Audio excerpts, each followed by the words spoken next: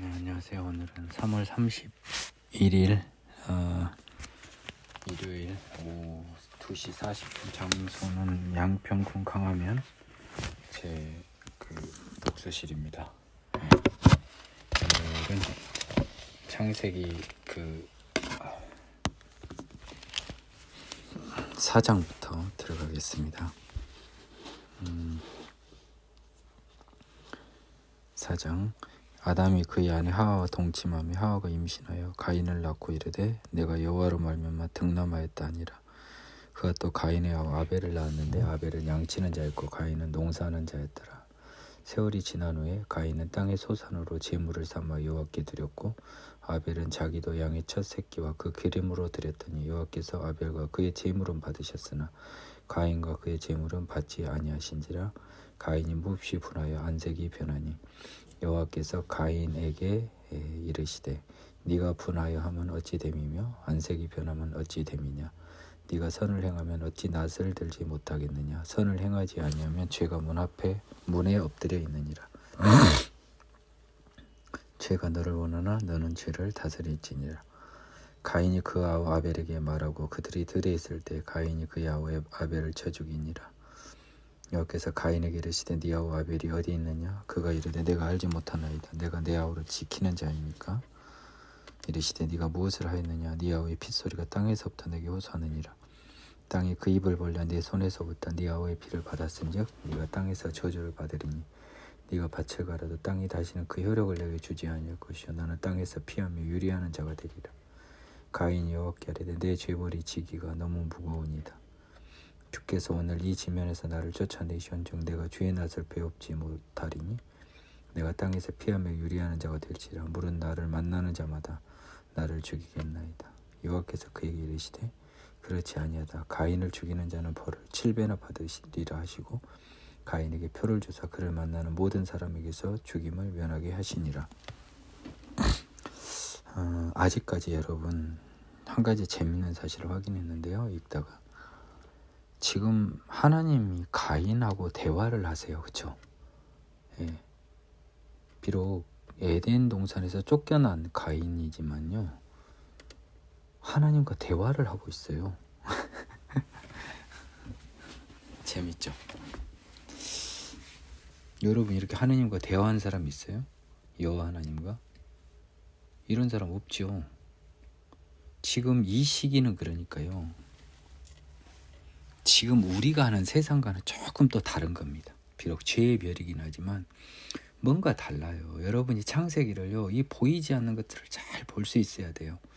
자꾸 지금 우리 눈으로 보면 안 돼요. 벌써 가인은 하나님과 대화를 해요. 여호와 하나님과 막 부탁도 하고 사정도 하면 하나님이 또 구해주고 구해준다기보다 그 요청을 다뤄주고 아직은 뭔가 지금 하나님과 인간이 온전히 끈이 끊어지지 않은 거예요. 예, 여러분이 이걸 알아야 돼요. 창세기 학자들이요 쓸데없는 공부 많이 해요. 먼저 첫 아이가 임신해서 가인이 낳았고 아벨을 낳았는데요. 예, 가인은 농사, 아벨은 양을 쳤는 목 축업을 했는데 시간이 지난 후에 가인은 땅의 소산으로 또 아벨은 양의 새끼와 기름으로 드렸더니 여호와께서 아벨의 제물은 받으셨으나 가인의 제물은 받지 않으신 거예요. 자, 이 제물이 뭡니까? 예, 저랑 공부한 사람은요. 이거 뭐 속죄 제물이 아니고 예물이잖아요. 양을 치는 자는 양으로 예물 드리고 농사진 사람은 농사로 예물을 드리는 게 당연한 거 아니겠어요? 예. 근데요, 가인의 제물을 받지 않으셨네요. 가인이 몹시 서운했겠죠. 왜냐하면 이들은 지금 하나님과 소통하는데 아버지가 이제 큰 아버지라고 할까요? 예, 아무튼 우리 할아버지가 예를 들면 내 동생 건 받고 난 안 받으니까 기분이 나쁜 거죠. 그래서 그 얼굴을 다 살핀 하나님이 야, 너 왜 그러냐? 라고 했더니 이거 꾸짖는 거 아닙니까? 그러면서 원인을 이야기하죠. 네가 선을 행하면 어찌 낯을 들지 못하겠느냐. 그러니까 어찌 됨이냐 하니까 보세요. 고개를 못 들고 푹 숙이고 있는 거예요. 하나님한테 혼나니까. 그러니까 네가 선을 행하면 어찌 낯을 들지 못하겠느냐. 네가 선을 행하지 않으니까 죄가 문 앞에 엎드려 항상 기다리고 있잖아. 죄는 너를 항상 원하는데 너는 죄를 다스릴지니라. 넌 지금 죄인이단 말이죠. 악인이라는 거예요. 그래서 악인인 네가 드리는 제물은 안 받겠다는 거잖아. 아벨은 악인이 아니고 의인이고, 선과 악이 가인과 아벨을 딱 나눴고, 하나님은 악인의 제물, 예물을 받지 않으셨어요. 예. 그러니까 가인이 했던 것은 아우를, 의인을 거꾸로 악인이 죽이는 결과가 발생했네요. 예. 그래서요, 하나님은요, 예, 이 죄인인 인간을 다시 또 돌아올 길을 주는데요, 인간은 거짓으로 일관하죠. 예. 하나님을 속일 수 있다고 생각한 가인을 한번 보시면 여러분들이 좀 보일 수 있고요. 가인은 눈에 보이는 걸 속였지만 여러분은 눈에 보이지 않는 머릿속과 가슴속으로 하면 하나님을 속이고 있을 거예요. 틀림없이. 예, 이미 믿음의 세계에 들어온 분들은 그렇지 않을 테고요.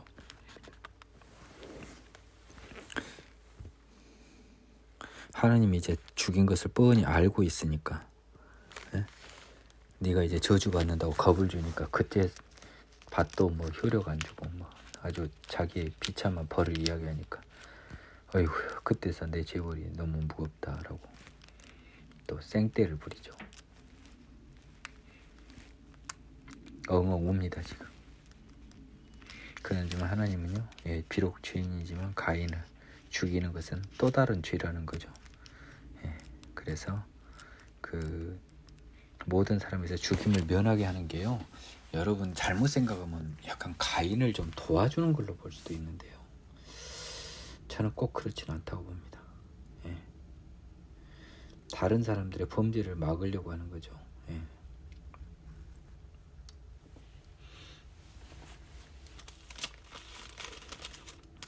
비록 살인자지만 그를 죽이는 건 또 다른 죄니까요. 예. 그리고 이것을 또 가인은 오해를 하는 거예요. 아, 죽여도 되는구나. 하나님은요, 가인을 구해주려고 하는 측면보다는 또 다른 가인과 같은 죄인을 안 만들려고 이 표를 준 거예요. 가인에게. 가인 너 살아라고 하는 게 아니고, 다른 사람들은 이게 죄인이더라도 그를 죽이는 자는 벌을 7배나 받으리라 했는데, 예, 가인은 이것을 권리로 착각을 하죠. 이제 아, 죽여도 되는구나. 집안에 이제 이 가인 집안에는 이것이 유전이 됩니다. 뒤에 보겠습니다.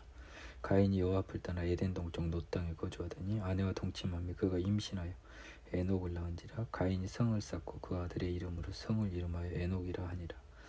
에녹이 이랏을 낳고 이랏은 무비아엘을 낳고 무비아엘은 무드사엘을 낳고 무드사엘은 라멕을 낳았다.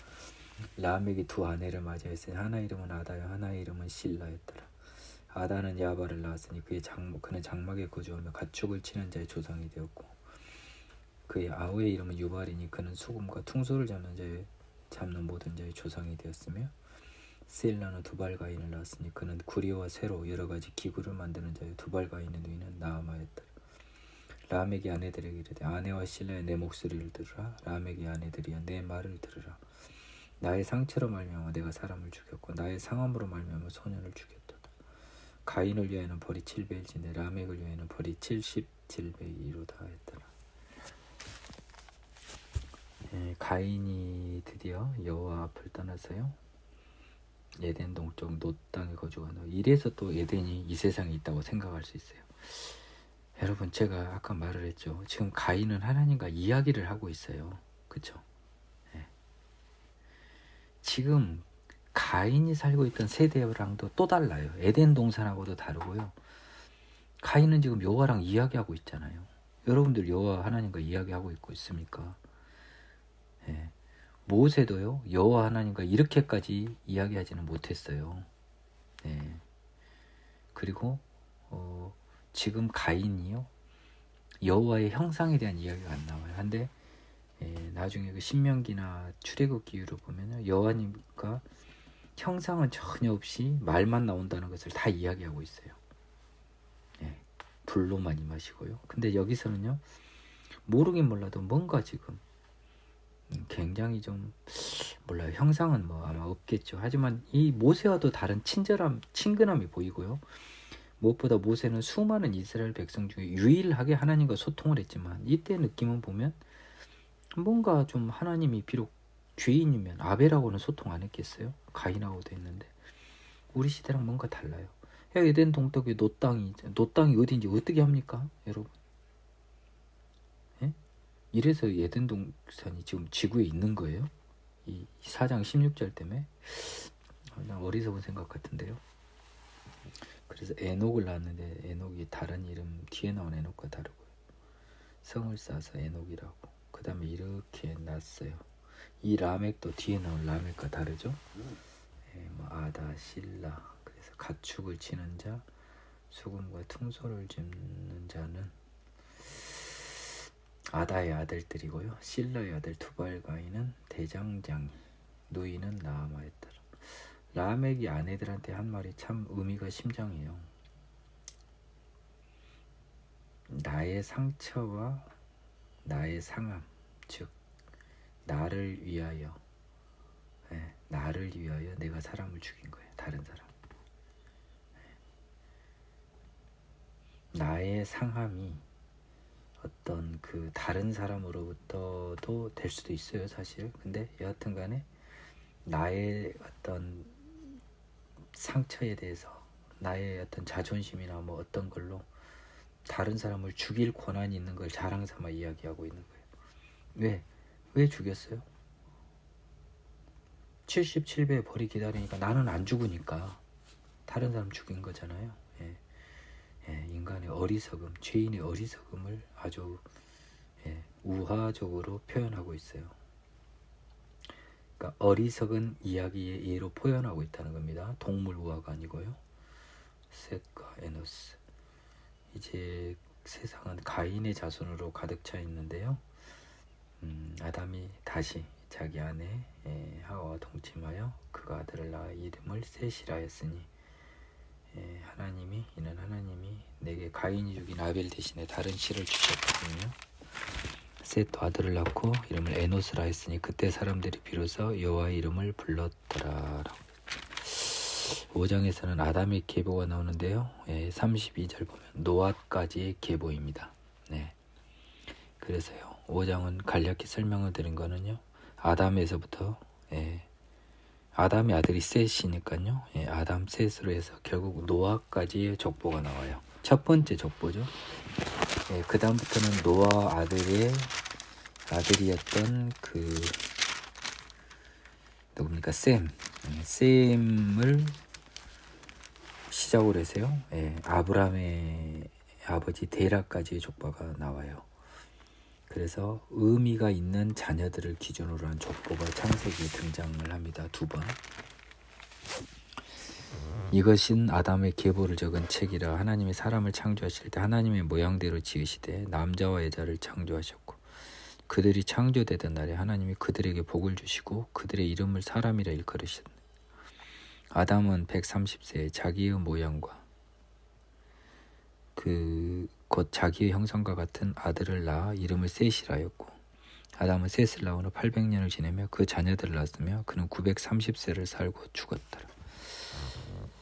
아담의 족보를 설명하면서요. 하나님이 사람을 하나님의 모양대로 지었다는 걸 여러 번 반복하고 있어요. 그러면 사람이라고 하는 뜻도요.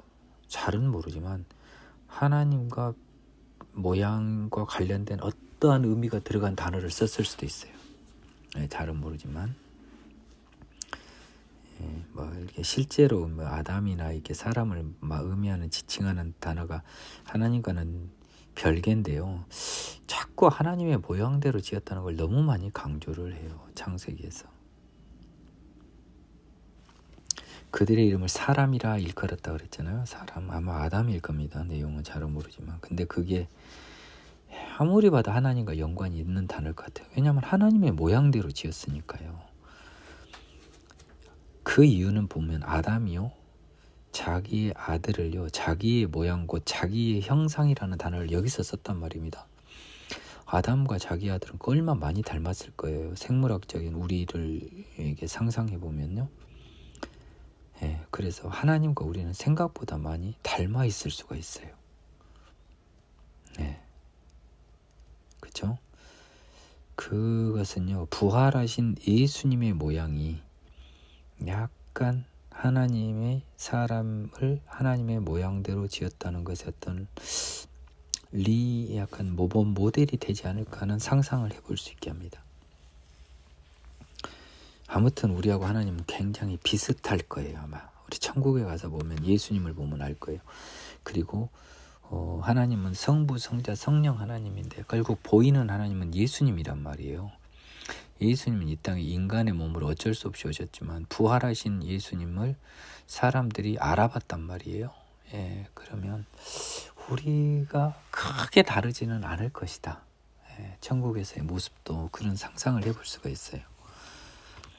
예, 그 다음에 족보는요. 셋, 에노스, 게난, 그리고 마할랄렐, 야렛, 에녹, 에녹 그 유명한 그 무드셀라를 낳았는데요. 300년을 그 무드셀라를 나오는 300년이거든요. 그러니까 에녹은 65세에 무드셀라를 낳았고요. 300년을 했으니까 365세에 하나님과 동행하더니 하나님이 데려가셨다고, 세상에 있지 아니하였다라고 하는 참 독특한 표현이 등장해요. 예. 죽음이 없잖아요. 데려갔다 그랬지 죽었다고 안 했잖아요. 예. 다 죽었다라고 했는데 죽지 않은 사람이 있는 겁니다. 예. 죽지 않은 사람이 있는 거예요. 이 시절에도요. 무드셀라, 라멕. 예. 그리고 라멕은 182세에 아들을 낳고 이름을 노아라 하여 이르되 여호와께서 땅을 저주하심으로 수고롭게 일하는 우리를 이 아들이 아니하리라 하였더라. 라멕은 노아를 낳은 후 595년을 지내며 자녀들을 낳았으며 777세를 살고 죽었더라. 노아는 굉장히 독특하게요. 500세가 된 후에 셈과 함과 야벳을 낳았습니다. 다 이제 제가 여러분들한테 질문을 드릴게요. 노아 때까지도 우리가 만든 세상과 같을까요? 이때도 우리가 아는 세상과 달라요. 굳이 따지면 우리가 아는 이 세상과 거의 비슷한 것은 노아의 홍수가 끝난 즈음부터 좀 비슷해질 겁니다. 이제 창세기를 기초로 하면, 그러면 노아 이전의 세상, 셈과 함과 야벳이죠. 노아를 포함한 노아 이전의 세상과 우리의 세상은 완전히 다른 거예요. 네, 이것을 알아야 돼요. 지금 우리가 우리를 기준으로 노아 세대를 봐서는 안 돼요. 그리고 그 시절에 인류가 어떻게 살았는지는 우린 잘 모르는 거예요. 네, 정말 모르는 겁니다. 하나님은 제가 봤을 때는요, 원칙적으로요, 아브라함 이전, 저는 노아의 아들인 셈과 함과 야벳보다요, 아브라함 이전의 세대와 아브라함의 세대를 명백히 구분하고 계세요. 창세기를 보면 아브라함부터는 전적으로 우리와 동일해요. 그들의 사고도 수명은 물론 좀 깁니다. 아브라함과 일부 선택받은 자녀들이 야곱도 많고요. 요셉도 100세는 넘기거든요. 그러니까 지금 우리랑도 좀 다르죠. 지금 그나마 이제 급격히 비슷해집니다. 그러다가 우리 인간하고 거의 똑같은 것이 모세 시대 똑같아져. 이제 거의 아브라함이 그랬잖아요. 사람이 60이요 80이라는 말이 드디어 나오잖아요. 그래서 수고와 슬픔뿐이라는 그 자랑이.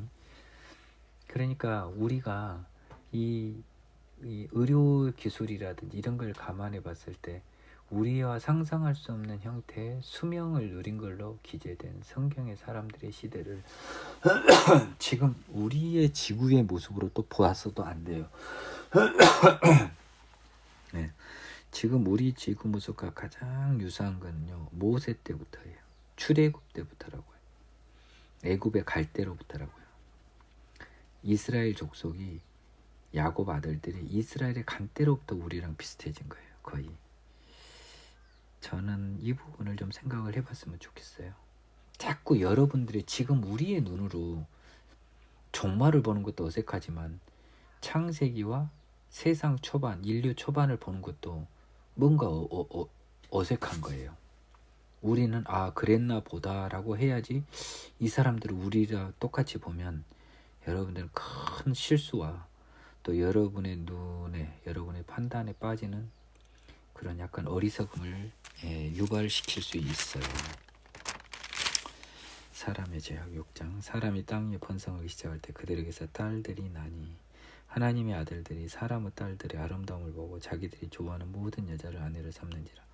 여호와께서 이르되 나의 영이 영원히 사람과 함께하지 아니하리니 이는 그들이 육신이 됨이라. 그러나 그들의 날은 120년이 되리라 하시니라.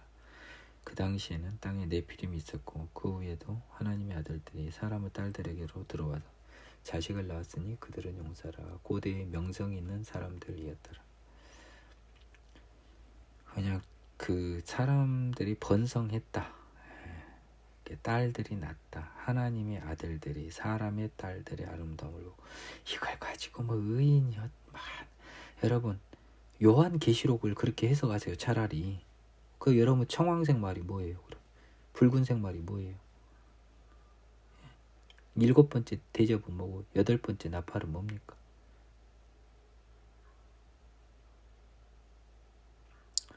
일단 여기서 본 것을 우리가 관심을 둬야 되는 것은요. 자기들이 좋아하는 모든 여자를 아내로 삼는지라와 그 다음에 나오는 여호와께서 이르시되 나의 영이 영원히 사람과 함께 하지 아니하리라 라고 하는 것이 제일 중요해요. 하나님이 남자가 부모를 떠나 여자와 합하여 둘이 한 몸이 된다 그러는데 모든 여자를 아내로 삼았으니까 이미 하나님의 명령을 거역한 거잖아요. 그렇죠? 그러면 이거는 우리로 따지면 뭔 죄와 비슷할까요? 음란죄랑 비슷한 거죠. 그런데요, 희한하게 이 음행의 죄가 시작되자 여호와가 나의 영이 영원히 사람과 함께 하지 아니하리라 그랬어요. 이게 겁나 중요한 창세기의 키포인트예요. 인간이 음란의 덫에 빠진 그 순간 하나님과 멀어진 거예요. 특히 남자들 기준으로요. 여러분, 이거 시사하는 바가 커요. 이는 그들이 육신이 됨이라라는 것은 이거는 이렇게 해석하면 맞을 것이야. 완전히 사탄의 종이 됨이라. 나를 한테서 완전히 떠나버리고 나의 영이 이제 떠나버리고 완전히 사탄인의 종이 돼버렸다. 그러나가 아니라 그래서가 되겠죠. 그래서 그들의 날은 120년을 넘지 못할 것이라 라고 일단은 예언을 합니다. 근데 이 이후에도요 120년 이상을 산 사람들이 꽤 있어요. 모세라든 아브라함 다 있는데요.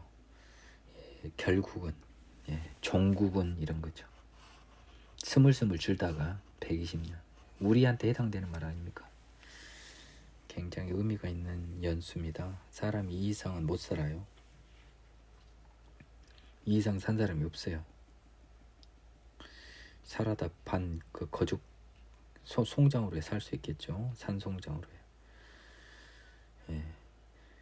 그러니까 결국 음란의 죄가 얼마나 하나님과 멀어지게 하는 죄인지 알 수 있다면 음란의 죄를 극복하면 한편 하나님과 얼마나 가까워질 수 있을까 하는 상상을 해볼 수 있잖아요. 그렇죠? 그 당시 땅에는요 네피림이 있었고 그 후에도 하나님의 아들들이 사람의 딸들에게로 들어와 자식을 낳았으니 그들은 용사라. 고대의 명성 있는 사람들이었더라. 자, 이것도 마찬가지로 이걸 해석하려고 하지 마세요.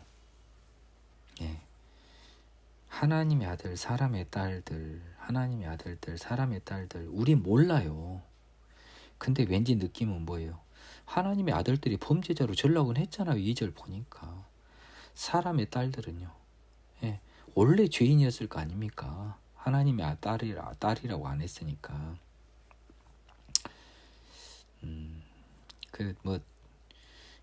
이 큰 의미를 두지 말라는 거죠. 여기서 그냥 신학적 주제를 가지고 막 싸우는데요. 하나님은 너희들은 관심 끄라라고 이야기하고 계시는 거예요. 우리가 모르는 이야기를 자꾸 하시잖아요. 자, 우리는 고등학생인데요. 이제 공부 좀 잘한 고등학생, 중학생이라고 칩시다. 공부 좀 잘한 걔들이요 그 세계적인 수학자도 풀기 못한 수학 문제를 알기는 할까요? 지금 그 수학 문제가 쫙 써져 있는데 이걸 알려고 시도하는 것 자체는 주제를 모르는 거잖아요. 지금 우리가 할 수 없는 것들로 가득한데 이걸 어떻게 하겠다고 따라가요? 차라리 요한계시록을 해석하라고요. 어렵긴 마찬가지입니다. 예. 그래서 뭔가 지금 사람들이 음란의 죄로 인하여 하나님과 멀어지고 그들의 수명이 점점 줄어들었구나 라고 하는 건 우리가 알 수 있잖아요. 그 정도 알 수 있는 거예요. 열어주시는 것만 보라는 거죠. 여호와께서 사람의 죄악이 세상에 가득함과 그 마음으로 생각하는 모든 계획이 항상 악할 뿐임을 보시고 땅 위에 사람 지으셨음을 한탄하사 마음에 근심하시고 이르시되 내가 창조한 사람을 내가 지면에서 쓸어버리된다. 사람으로부터 가축과 기는 것과 공중의 새까지 그리하리니 이는 내가 그것들을 지었음을 한탄함이니라 하시니라. 그러나 노아는 여호와께 은혜를 입었다. 결국 노아의 시대에 세상의 심판을 받는 세상에 대한 물로 심판을 받은 원인은 그들의 죄악 때문이었다는 겁니다. 그래서 하나님께서요 사람 지으셨음을 한탄하고서 마음에 근심하시고 이 모든 것을 이 하나님이 이 마음을 한 건 왜 그랬을까요? 노아가 있었기 때문이에요. 노아가 있었기 때문에. 또 한편 하나님에게 있어서 죄인의 생명은 하나도 소중하지 않다라는 것을 우리가 미루어 짐작해 볼 수 있어요. 여기서 죄인이 몇억 명이 죽어도 관심이 없는 거예요. 어차피 죄인으로 지옥 가서 멸망하려 되는데 뭔 상관이에요? 노아가라는 의인이 있었기 때문에 하나님은 세상을 노아를 통해서 창조하기 위하여 리셋하기 위하여 노아를 보고 드디어 홍수가 발생하게 됩니다. 노아는 남을 거니까요. 노아의 족본이라 노아는 의인이요 당대의 완전한 자라 그는 하나님과 동행하였으며 라고 써놨네요. 이 당시 우리는 노아를 짐작을 못해요. 아니 그 600 몇 년인가를 사는데 이런 사람 우리가 어떻게 저기 합니까? 노아가 몇 세에 살죠? 한번 봐볼게요. 족보를.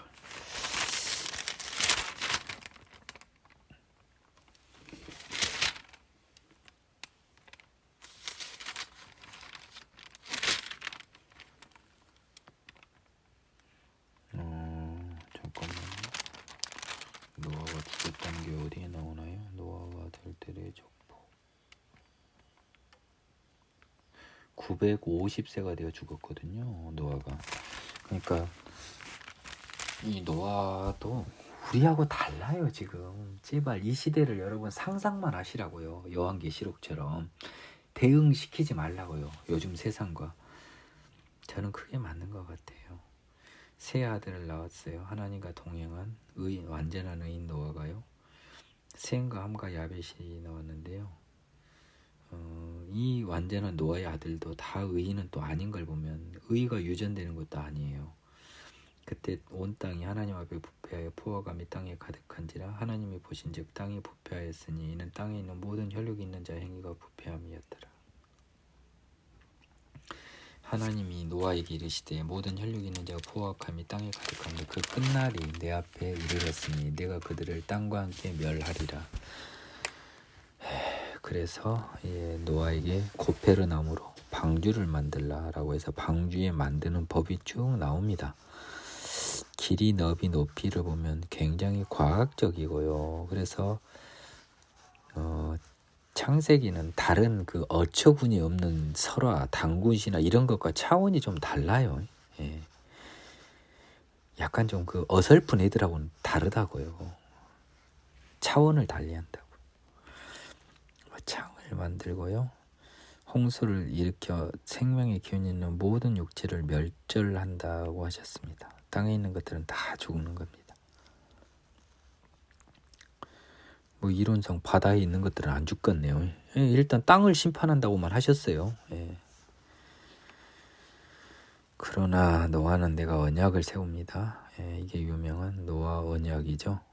아들, 아내, 며느리들이 방주에 들어가고 또왜 이게 있은 2쌍이었다가 7쌍 신경 쓰지 마요. 중요하지 않아요. 예. 노아의 방주에 들어가고 있는 동물이 어디 한두 개였겠습니까? 예. 그리고 여러분한테 제가 한 가지 여기서 나누고 싶은 게 있어요. 여러분 성경에 써진 건 다 진실이에요. 그 성경에서 언급이 없다 그래서 없는 건 아니에요. 이게 중요해요. 성경에 언급이 없다 그래서 없었던 건 아니라고요. 성경에 써진 건 진실이에요. 이것을 여러분 잘 생각해 봐야 돼요. 창세기 공부할 땐. 성경에 있는 것은 모두 진실이다. 물론 이제 시간이 달라져 버리니까 이건 의미가 없어요. 시간은 우리랑 안 맞아 버려요. 타임 스케줄이 안 맞아 버려. 근데 써져 있는 내용은 사실이라는 거죠. 시간은 좀 다를 거라는 겁니다. 두 번째로 성경에 안기제가 됐다 그래서 없는 건 아니고 하나님이 안 하신 건 아닌 거예요. 네. 박테리아를 하나님이 안 만든 게 아니라고요. 뭔 말인지 알겠어요? 네. 땅에 기는 것도 아니고 공중에 새도 아니고 짐승도 아니지만 안 써졌을 뿐이 박테리아도 하나님이 만드셨다는 거예요. 이것을 정확히 알고 있으면 돼요. 그걸로 헷갈리지 않으면 돼요. 노아는요 하나님의 모든 명령을 다 준행합니다. 미친 사람이죠. 예, 지금 멀쩡할 때 지금 이상한 짓 하는 사람이잖아요. 자, 이제 홍수가 드디어 납니다.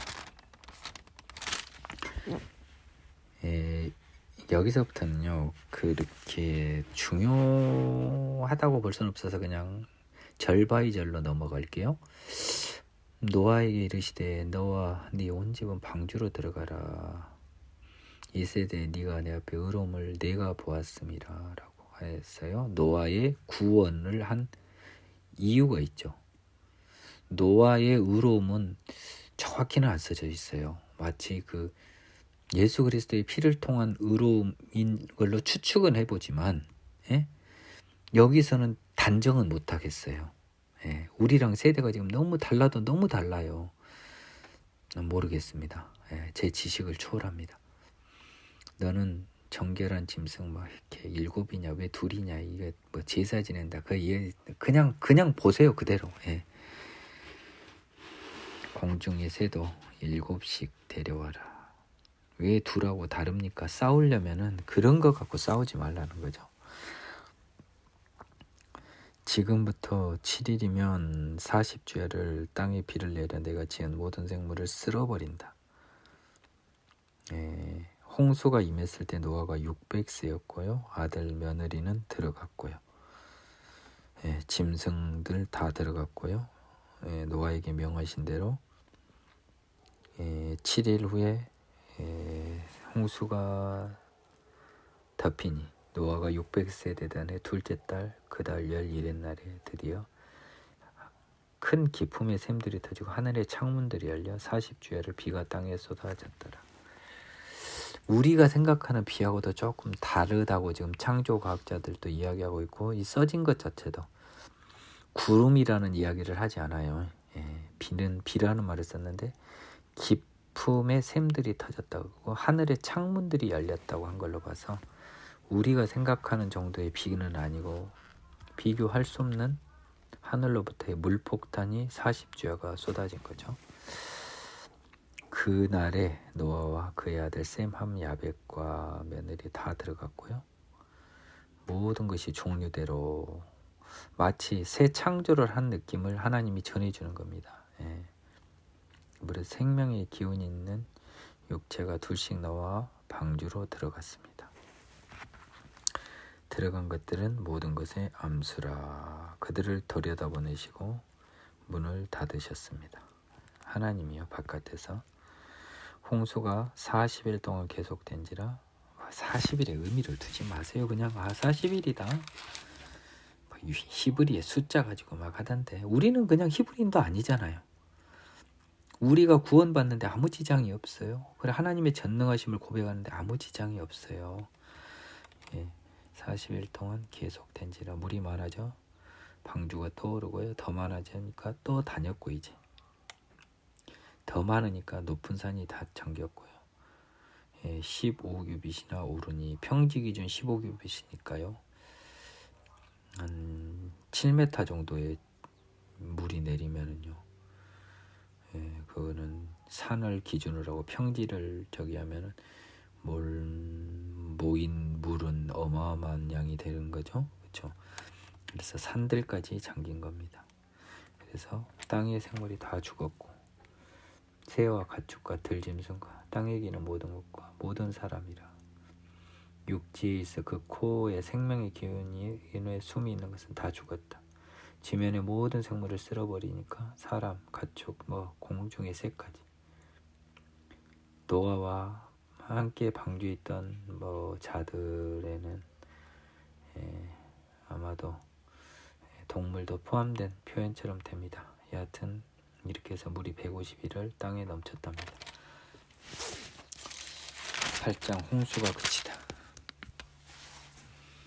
하나님이 노아와 함께 방주에 있는 모든 들짐승과 가축을 기억하사 하나님이 바람을 땅 위에 불게 하시며 물이 줄어들었고 깊음의 생과 하늘의 창문이 닫히고 하늘에서 비가 그치며 물이 땅에서 물러가고 점점 물러가서 150일 후에 줄어들고 일곱째 달 곧 그 달 11일 날에 방주가 아라랏산에 머물렀으며 물이 점점 들어 열째 달 곧 그 달 초하룻 날에 산들의 봉우리가 보였다.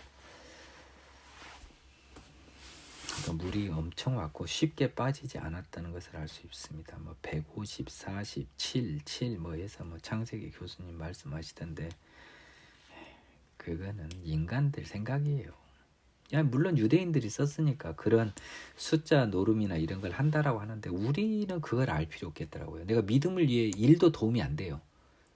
제가 수업을 들어보니까 저 수업 들어서 창세기를 내 것으로 만드는데 1도 도움이 안 되더라고. 그냥 우리는 큰 홍수가 났고 다 쓸어버렸고 이제 점점 물이 빠지고 있구나 하면 돼요. 40일이 지나서 노아가 그 방주에 있는 창문을 열고 까마귀를 내놓으며 까마귀가 물이 땅에 마르기까지 날아 왕래하고 또 비둘기를 내놓으니까 물이 줄어든 얄감에 지면에 물이 있으므로 비둘기가 그냥 돌아왔어요. 그래서 방주 안에 자기의 받아들이고 또 7일을 기다려서 다시 비둘기를 내놓으니까 저녁에 입에다가 남은 잎사귀, 새 잎사귀를 가지고 왔네요. 이에서 물이 줄어들어서 이제 나무가 드러났구나 물속에서. 7일을 기다려 보니까 이 7일 의미 덜 필요 없어요. 또 비둘기를 놓으니까 다시 안 돌아왔어요. 이제 비둘기가 앉을 곳과 돌아다닐 곳이 있죠. 그래서 약 1년이 조금 안 되는 601년 첫째 달 그 달 초 하룻날에 땅에서 물이 거친지라 노아가 방주 뚜껑을 제치고 본즉 지면에 물이 거쳤더니 둘째 달 21의 날 아까 그 홍수가 시작된 게요. 둘째 달 11의 날 터졌죠. 그러면 1년이 조금 더 지난 시간 동안 방주에 갇혔네요. 하느님이 말씀하여 이르시되 너와 나와라 너희들 모든 것들을 이끌어내라. 이것들이 땅에서 생육하고 번성한다. 노아가 그 아들들과 아내와 며느리들과 나왔고요. 모든 동물 새도 나왔답니다. 노아가 번제를 드리다. 여기서 또 소설을 쓰는데 일단 읽고 설명하겠습니다. 노아가 여호와께 제단을 쌓고 모든 정결한 짐승과 모든 정결한 새 중에서 제물을 취하여 번제로 제단에 드렸더니 여호와께서 그 향기를 받으시고 그 중심에 이르시되 내가 다시는 사람으로 말미암아 땅을 저주하지 아니하리니 이는 사람의 마음이 계획하는 바가 어려섭다 악함이라.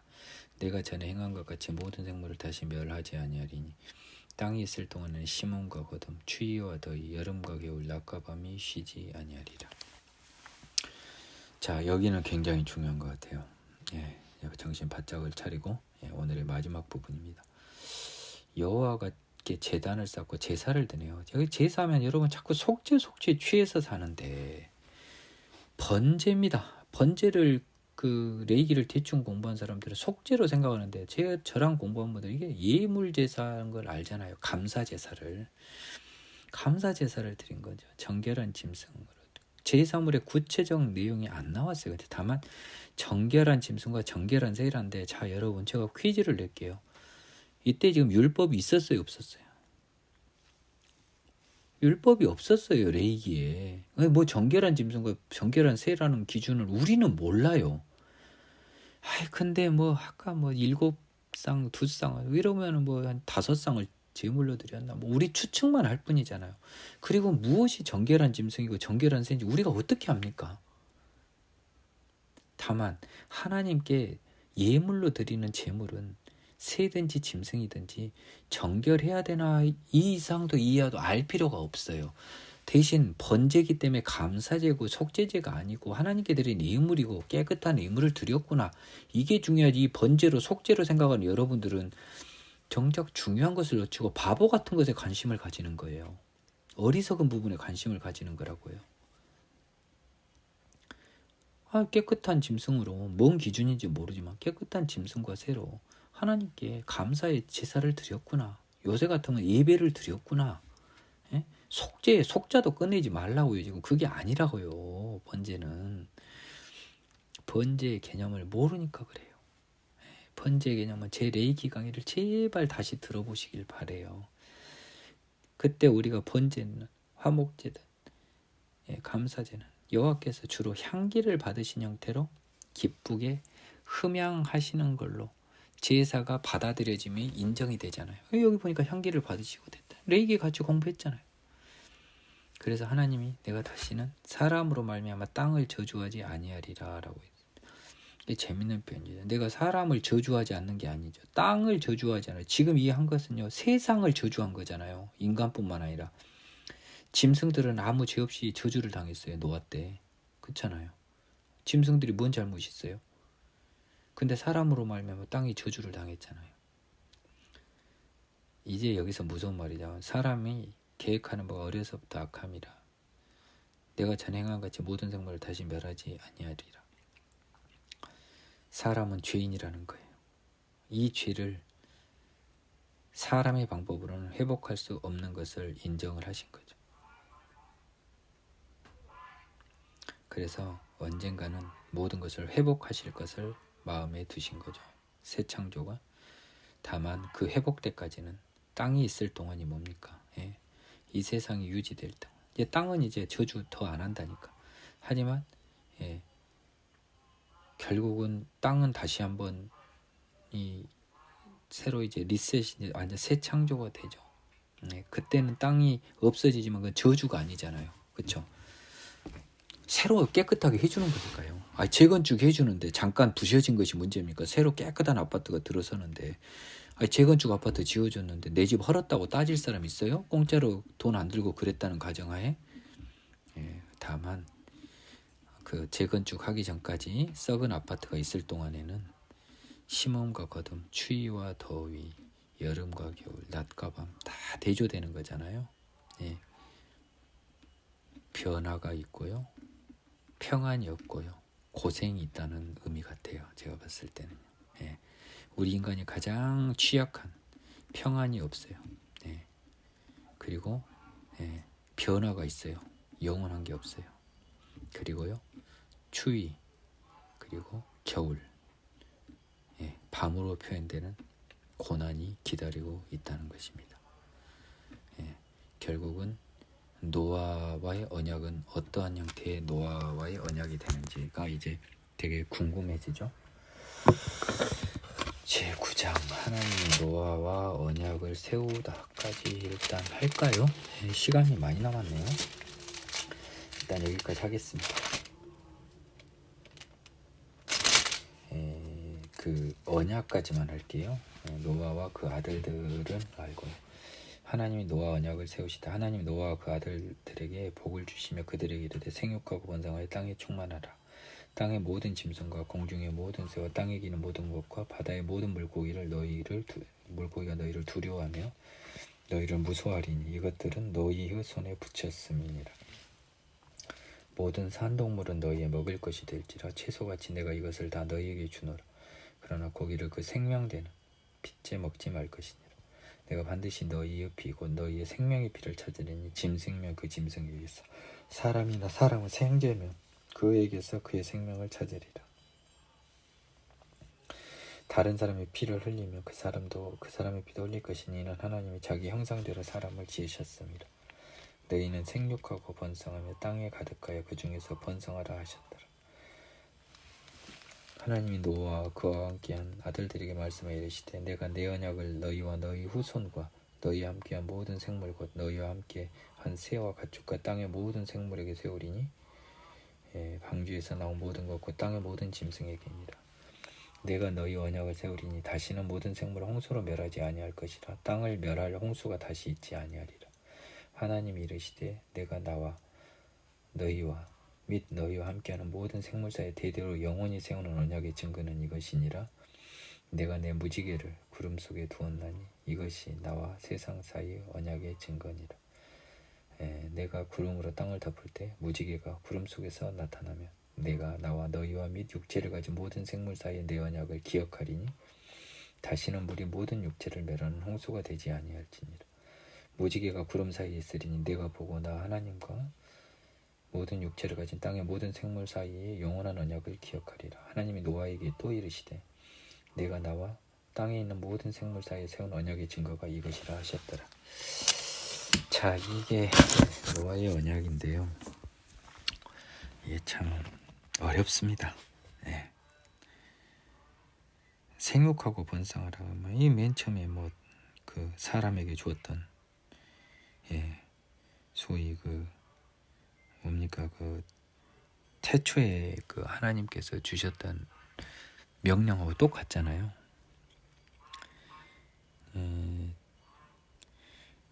여전히 이 세상을 사람에게 노아의 후손에게 맡긴 거고요. 여기서 이제 채소 위에 동물을 먹는 거고요. 다만 피를 먹지 말라는 거고요.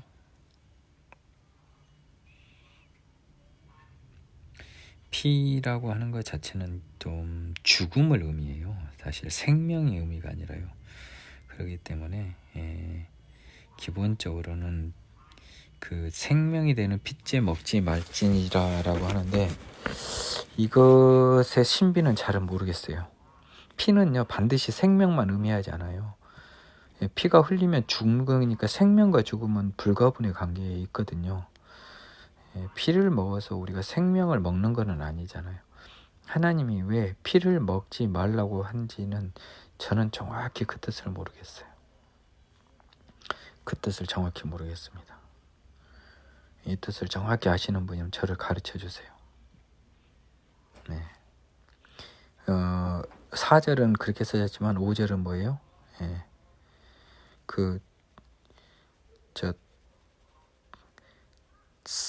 내가 반드시 너희의 피 곧 너희의 생명의 피를 찾으리니 라고 하는 것은 그 피를 먹은 사람과 짐승의 피를 찾는다 그런 의미로 쓰여진 것 같아요. 4절 5절 관계에 보면 근데 6절을 보면요 다른 사람이 피를 흘리면 죽인다는 뜻 아닙니까? 그 사람의 피도 흘릴 것이니 라고 됐고 살인죄와 관련해서 써졌어요. 그래서 4절, 5절, 6절이라고 하는 것 자체가 어떤 이제 피를 먹지 말라는 것 자체가 약간 그 살인이나 죽임을 그 원칙적으로는 피하라는 느낌이 저는 강해요. 제가 봤을 때는. 이걸 자꾸 사람들이 제사에 피리 꽂히니까 뭔가 좀 피에 대한 노이로제가 있는 것 같은데요. 이거는 또 피는 또 생명과 동시에 죽음도 의미하고 있고요. 피와 관련된 하나님의 생각이 참 어려워요. 너희 이것도 잘은 모르겠어요. 너희는 생육하고 번성하여 땅에 가득하여 번성하라. 하나님은 노아와 그 아들들에게 그리고 그 호손들에게 영원한 호손들에게 이야기했고요.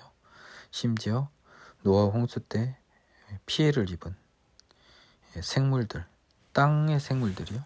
얘들과 포함해서 언약을 세웁니다. 모든 생물을 물로는 멸하지 않겠다는 거죠. 왜냐하면 지금 물로 멸하는 것은 지금 하나님이 새 하늘과 새 땅을 지으셨습니까? 아니죠. 물로 멸하는 것은 뭐예요? 세상을 완전히 없애기에는 물로 세상을 없앨 수 있나요? 없앨 수 없잖아요. 세상을 혼내줄 수는 있잖아요. 물로는 이 사건처럼. 근데 멸망시킬 수는 없잖아요. 그러면 물로 멸한다는 건 뭐예요? 새로운 아파트도 안 지어주고 그냥 아파트만 부셔버리는 거잖아요. 재건축 해준 게 아니라 그냥 철거만 해버리는 거잖아요. 그런 일은 없을 거라는 거예요. 따라서 물로는 소위 철거는 작업은 안 하겠지만 철거 후 재건축에 상당한 불로 세상을 멸하는 새 창조는 이것과 전혀 반대되는 게 아니에요. 반하는 게 아니에요. 하나님이 이 언약의 증거로는 무지개 모양이 뭐 화살과 같아서 화살을 뜻하는 것과 무지개 같은데 그게 뭔 히브리어 어느 장난에 속아서 뭘 어쩌자는 겁니까? 그냥 무지개를 보면 무지개 속에서 하나님이 우리와의 언약을 기억하고 있는가 보다라고 우리가 알면 그만이죠. 그죠? 홍수로는 절대 안 망한다는 것. 그 이상의 약속이 있습니까? 언약을 세우는데 뭘 하겠어요? 홍수로 멸하지 않는다는 것밖에 없어요. 그러면 뭔 말이에요? 재건축을 아닌 철거 작업은 노아 홍수와 같은 철거나 대폭발 작업은 안 한다는 거잖아요. 물론 노아 후손들한테 복을 준다는 이제 약속은 했지만 언약의 이건 명령이었고요. 언약에 포함된 것은요. 물론은 혼내지 않는다. 다시는 내가 아파트를 크게 폭파하지 않는다. 다만 그걸 새로 지어줄 수는 있다. 그러기 위해서 아파트가 철거될 수는 있다는 거죠. 그것은 노아 언약에 반하지 않는다. 오늘은 이 정도입니다. 노아 언약도 굉장히 어려워요. 어렵고 노아의 세대도 벌써 우리랑 다릅니다, 여러분. 지금 노아의 방주를 찾아 헤매다니는 고고학자들은 도대체 그 고페르 나무의 수명을 얼마로 보는지, 물론 하나님이 남겨주실 수도 있겠죠. 그것을 부정하진 않는데, 아니 왜 자꾸 그 요한복음에서 이야기하는 도마의 어리석은 믿음으로 하나님의 믿음을 입증하려고 그러세요. 그거는 어리석어요. 하나님은 어제나 오늘이나 언제나 동일하신 분이고 그분의 말씀, 영원하신 말씀과 함께 있는 것이지, 그것이 발견됐다서 그 말씀이 입증이 되고 우리 눈에 안 보인다 그래서 그 말씀이 거짓입니까?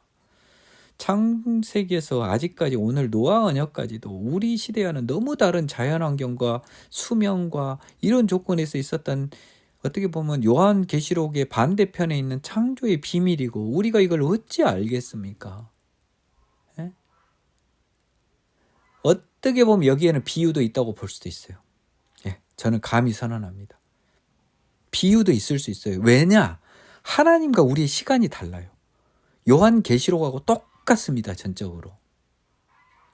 일부에 들어가 있는 거는요. 따라서 우리가 창세기의 모든 사실들을 요한계시록과 전혀 다른 차원으로 접근해서, 요한계시록은 오지 않아서 우리가 입증을 못하지만 이미 온 창세기나 창조 과정 우리가 우리의 과학과 지식으로 입증할 수 있다는 여러분들의 그 생각은요, 하나님의 온전한 뜻일까요? 비록 여러분이 이 믿음을 입증하기 위해서 하나님의 증거를 과학으로 찾아내는 것 자체가 과연 그렇게 찾아내는 방식이 하나님이 칭찬할 방법일까요? 오히려 하나님을 반하는 행동으로 저는 보이거든요. 성경에 반하는 행동이란 말입니다. 히브리서 11장 1절. 믿음은요, 바라는 것을 실상에 보이지 않는 증거고, 이 약간 의역된 NIV나 NASB 성경에서는 믿음은 우리가 바라는 것, 즉 보이지 않는 것을 믿는 것인 거예요. 근데 왜 자꾸 눈에 못 봐서 증거 입증 못해서 난리세요? 하나님은 여러분들을 입증해 주기 위해서는 창세기 서론만 3조 페이지를 써도 서론도 못 들어가요. 요한복음 못지않게요. 창세기를 여러분의 눈과 여러분의 시각으로 해석하려고 하는 그 어리석음을 버리십시오. 그것은 하나님의 뜻이 아닐 것 같아요. 오늘은 이만하겠습니다. 수고하셨습니다.